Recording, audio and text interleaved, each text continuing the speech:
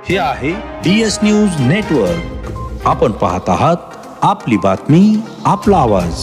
नमस्कार, मी दिनकर शिंदे. आपण पाहताय DS न्यूज. तुमचं मत माझं मत मध्ये आपलं स्वागत. मित्रांनो, महत्वाचा मुद्दा मी आपल्या समोर घेऊन आलोय आणि तो म्हणजे असा की मराठा समाजाच्या आरक्षणाला विरोध करणाऱ्या छगन भुजबळ यांचं मंत्रीपदच आता धोक्यात आलंय. होय, मराठा समाजाच्या आरक्षणाला विरोध करणारे हा शब्द मी जाणीवपूर्वक वापरतोय. त्याचं कारण असं मित्रांनो की आज प्रत्येक समाजामध्ये, प्रत्येक जाती धर्मामध्ये अनेक घटक हे मागास आहेत, आर्थिकदृष्ट्या मागास आहेत किंवा ते गरीब आहेत.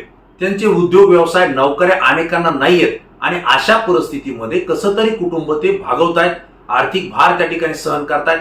परंतु शिक्षणामध्ये आणि नोकरीमध्ये आपल्याला आरक्षण मिळालं पाहिजे अशी भूमिका प्रत्येक समाजाची त्या ठिकाणी आहे.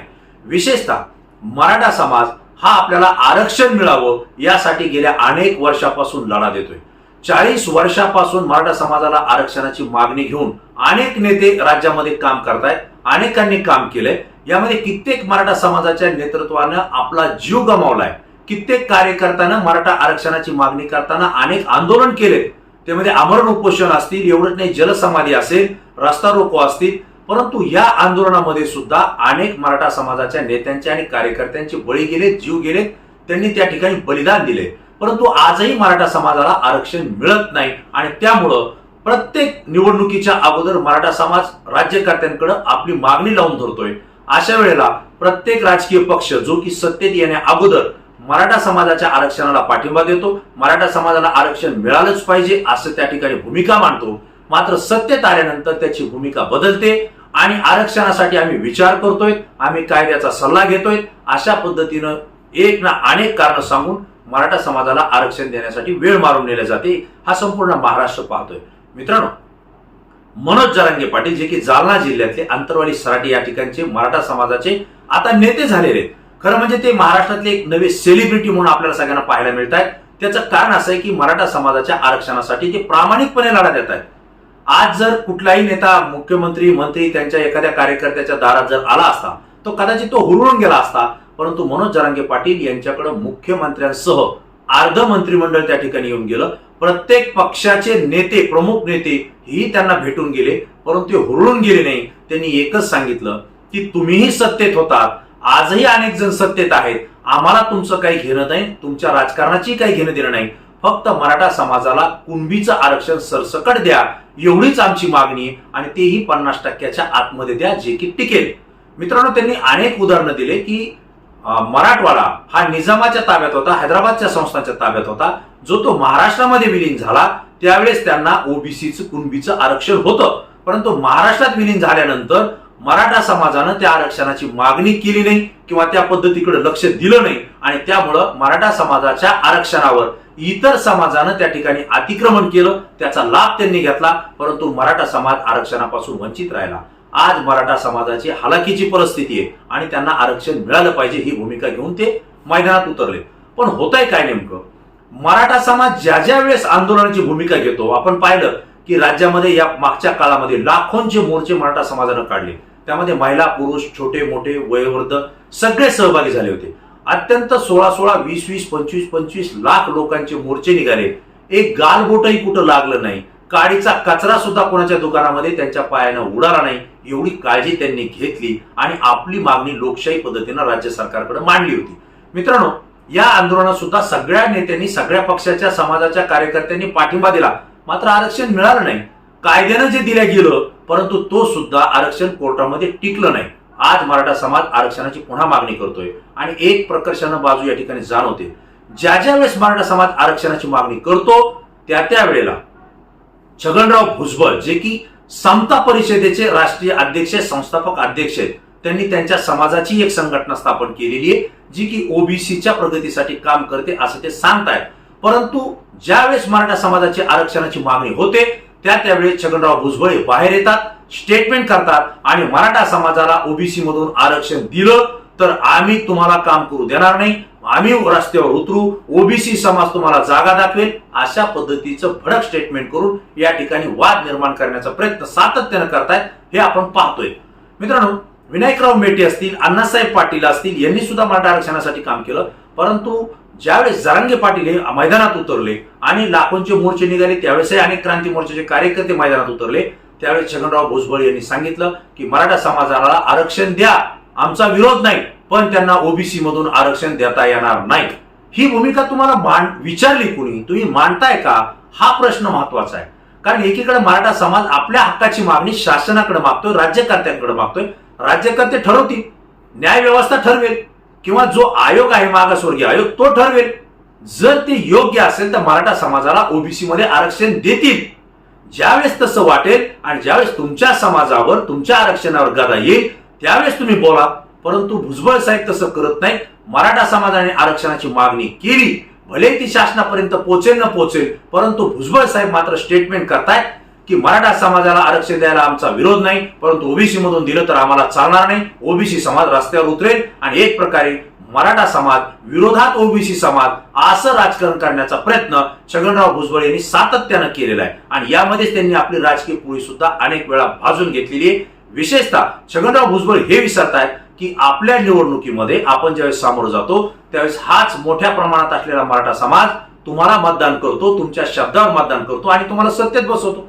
गेल्या अनेक वर्षापासून छगनराव भुजबळ हे शिवसेनेत असतानाही मंत्री होते, उपमुख्यमंत्री होते, त्यानंतर राष्ट्रवादीमध्ये गेल्यानंतर सुद्धा ते मंत्री आहेत आणि आज भारतीय जनता पार्टी सोबत जाऊन सुद्धा ते मंत्री आहेत.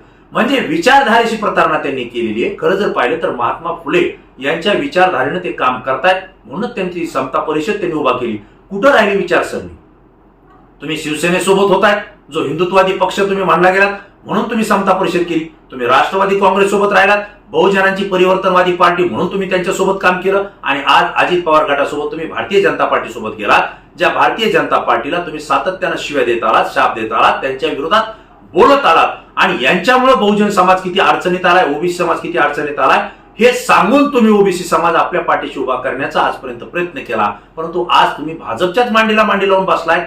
ज्या भाजपनं छगनराव भुजबळ यांना ईडी आणि इतर चौकशा लावून जेलमध्ये पाठवलं, त्यांची 300 कोटी रुपयांची प्रॉपर्टी त्या ठिकाणी जप्त केली, तिला सील ठोकलं, त्याच पार्टी सोबत छगनराव भुजबळ आज मांडीला मांडी लावून मंत्री म्हणून काम करतायत. आणि अशा स्थितीत ज्या लोकांनी आपल्याला राजकारणामध्ये सहकार्य केलं त्याच मराठा समाजानं आरक्षणाची मागणी केली की पुन्हा रस्त्यावर उतरण्याची भाषा करून त्या ठिकाणी तेढ निर्माण करण्याचा प्रयत्न करतायत.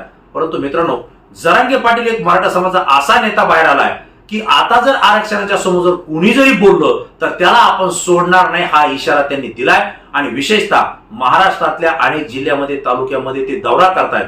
14 ऑक्टोबरला अंतरवाली सराटी या ठिकाणी मराठा समाजाची मोठी सभा त्यांनी आयोजित केली आणि यामध्ये त्यांनी सांगितलंय की मराठा समाजाच्या आरक्षणाला जो पाठिंबा देईल तो आमचा माणूस आम्ही समजू, परंतु मराठा समाजाच्या आरक्षणाला जर विरोध कोणी करत असेल तर त्याला मात्र अद्दल घडवल्याशिवाय मी राहणार नाही असं त्यांनी बोलले. आणि विशेषतः छगनराव भुजबळ यांचं ते सातत्यानं नाव घेत आहेत. आणि आपल्याला मला सांगावं लागेल, ज्या नाशिक जिल्ह्यातल्या येवला मतदारसंघात छगनराव भुजबळ विजयी झाले त्याच मतदारसंघामध्ये मनोज जरांगे पाटील यांनी जाहीर सभा घेतली. हजारो लाखोंचा जनसमुदाय त्या ठिकाणी उपस्थित होता. त्या ठिकाणी त्यांनी सांगितलं की मराठा समाजाला आरक्षण द्यावं, कारण त्यांची आर्थिक परिस्थिती डबघाईला आली आहे.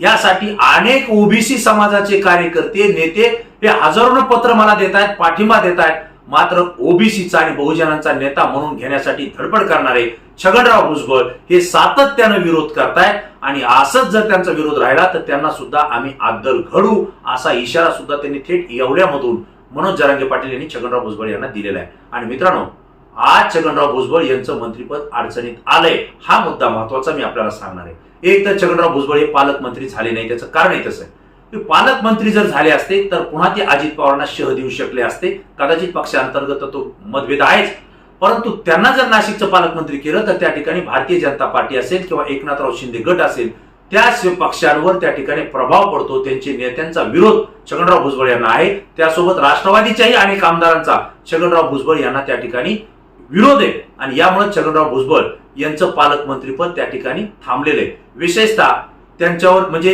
ईडीची कारवाई झाली, त्यांना जेलमध्ये जावं लागलं, त्यांच्या प्रॉपर्टी त्या ठिकाणी सील केल्या आहेत. परिणामी जर त्यांना पुन्हा पालकमंत्री दिलं तर आपल्यावर पुन्हा आरोप प्रत्यारोप होतील असंही भाजप, एकनाथराव शिंदे शिवसेना आणि अजित पवार गटाला सुद्धा त्या ठिकाणी धास्ती आहे. कदाचित ही धास्ती असताना सुद्धा छगनराव भुजबळ आज मंत्री आहेत. आज ज्यांनी भ्रष्टाचाराचे आरोप त्यांच्यावर केले त्यांना जेलला पाठवलं, आज तेच त्यांच्या मांडीला मांडी लावून सत्तेमध्ये बसलेले. परंतु छगनराव भुजबळ यांच्यावरची कारवाई स्टॉप झालेली आहे. कारण ते सत्तेत आलेत, भारतीय जनता पार्टीच्या वॉशिंग मशीनमध्ये ते धुवून निघालेत कदाचित, आणि म्हणून त्यांच्याविषयीची चौकशी आणि ईडीची कारवाई त्या ठिकाणी थांबलेली आहे.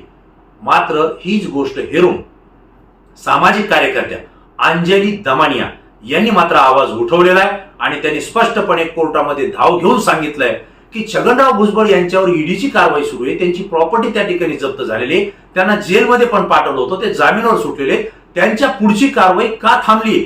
छगनराव भुजबळ हे जर सत्तेत आले असतील आणि मंत्री झाले असतील म्हणून त्यांच्याविषयी जर कारवाई थांबत असेल तर समाजासमोर चुकीचा संदेश जाईल, म्हणून ही कारवाई का थांबली? छगनराव भुजबळ यांच्याविषयी कारवाई पुन्हा सुरू करण्यात यावी याविषयी त्यांनी कोर्टामध्ये याचिका दाखल केली आणि मित्रांनो कोर्टाने ही याचिका दाखल करून घेतली.